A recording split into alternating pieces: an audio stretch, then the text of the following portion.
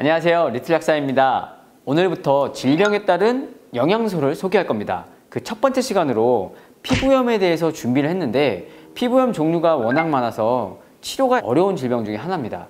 정확한 원인을 찾기 힘들다 보니까 당연히 정확한 치료법도 없습니다. 하지만 의외로 피부염은 그 뿌리가 비슷하고 가지가 이렇게 뻗어나가면서 각종 병명으로 다르게 나타난다고 볼 수 있죠. 근본이 똑같기 때문에 질환명이 어쨌든 간에 영양학적인 접근은 다 동일하다. 빨갛게 붓고 가렵고 심하면 진물나고, 그래서 병원에 가면 어떤 사람은 아토피라 진단받고 어떤 사람은 지루성 피부염이래, 또 어떤 때는 접촉성 피부염이래, 햇빛 알레르기래. 도대체 뭐야 이게? 사실 모두 질환별, 증상별의 차이는 분명히 있는데 근본적인 치유의 방법은 병원의 치료든 영양학적인 접근이든 차이는 거의 없습니다. 우선 아토피는 극심한 가려움과 각질, 진물을 동반하는 피부염입니다. 원인은 정확하게 다 밝혀지진 않았지만 도시화된 환경 문제다, 서구화된 음식 문화 때문이다, 또 유전적인 요인이다, 근래에는 면역 체계와 관련된 장애 문제가 근본적인 문제이다, 이처럼 많은 원인들을 말하고 있습니다. 지루성 피부염은 피부의 피지 분비가 왕성한 이 부위에 발생하는 습진을 말합니다.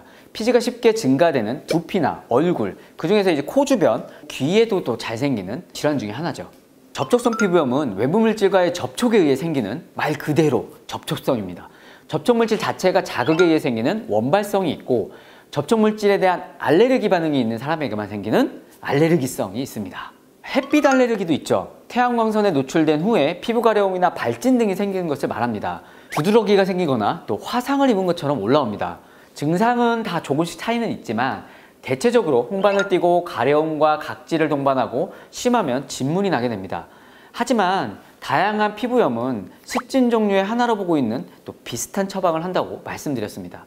이렇게 피부염의 종류고 다양하고 또 증상도 약간씩은 다르겠지만 이게 오는 근본적인 원인은 동일하다.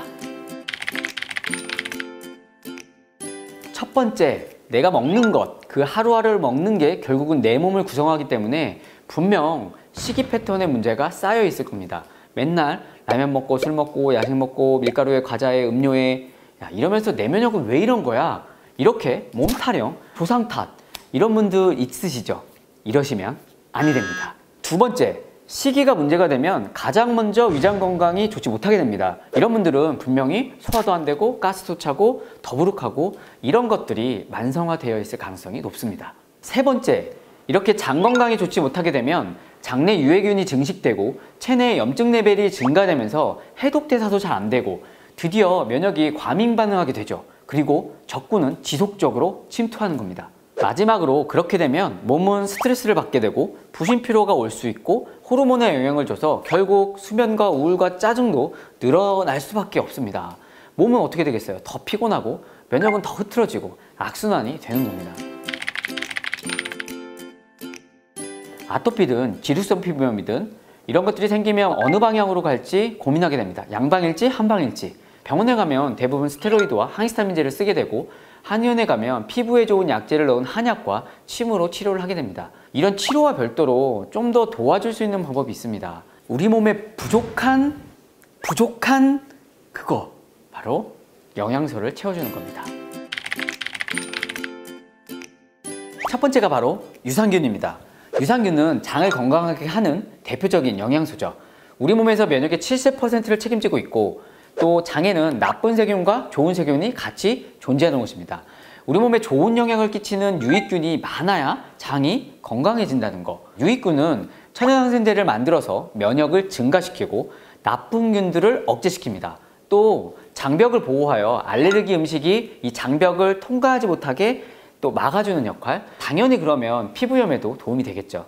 또한 막 싸우고 있는 상태에서 염증성 물질이 막 증가될 때 이걸 좀 말려서 균형을 잡아주는 조절 T세포를 발현해 줍니다.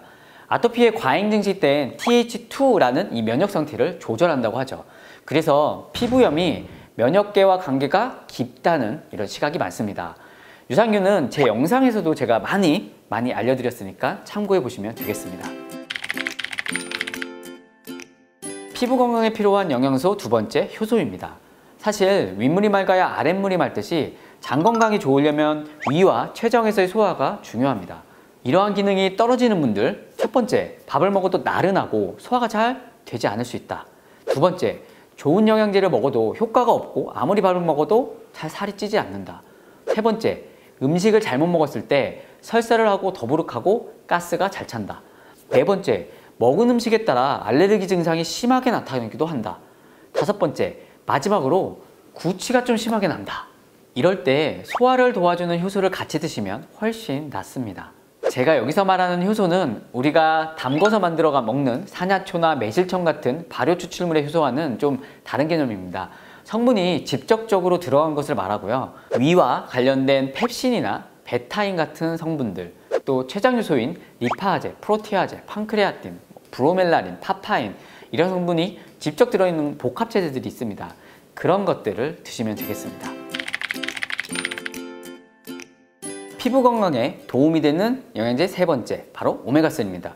오메가3는 필수 지방산입니다. 필수란 몸에서 생산하지 못하므로 반드시 음식을 먹어서 섭취해야 한다는 뜻이죠. 오메가3는 전신세포를 건강하게 하는데 매우 중요한 역할을 합니다. 세포로 영양소와 산소가 잘 들어가줘야 세포 내의 독소를 밖으로 잘 배출을 시켜 노폐물을 빼줍니다. 즉, 점막의 유동성을 좋게 해준다는 말인데요. 세포가 건강하면 당연히 면역력도 또 강화되겠죠. 오메가3는 우리 세포막에서 염증을 억제하는 기전을 가지고 있어서 매우 중요하다. 그러니까 증상을 좀 완화시켜 줄 수 있다. 단 용량은 EPA DH로서 최소 2000ml 이상은 맞춰 드시는 게 좋습니다. 오메가3는 그래서 식물성보다는 어류의 오메가3로 드시는 게 EPA가 풍부하기 때문에 훨씬 더 좋습니다. 그랬으면 얼마나 좋겠습니까? 면역에 관련되는 체내 요인들은 수없이 많습니다. 하나의 중요한 필요 조건은 맞으나 충분 조건은 될 수는 없다. 사실 이 밖에도 알러지나 면역에 좋다는 것들은 많이 있습니다. 염증 레벨을 낮춰줄 수 있는 다양한 식물성 파이토케미칼, 컬큐민이 됐든 피크노제놀이 됐든, 그 밖에 비타민 A, C 뭐 이런 거 같은 항산화 비타민, 또 뭐뭐 스테롤 이렇게 끝나는 식물성 스테롤, 그리고 각종 미네랄, 아연이라든지 셀레늄까지 아주 중요한 것들이 많죠.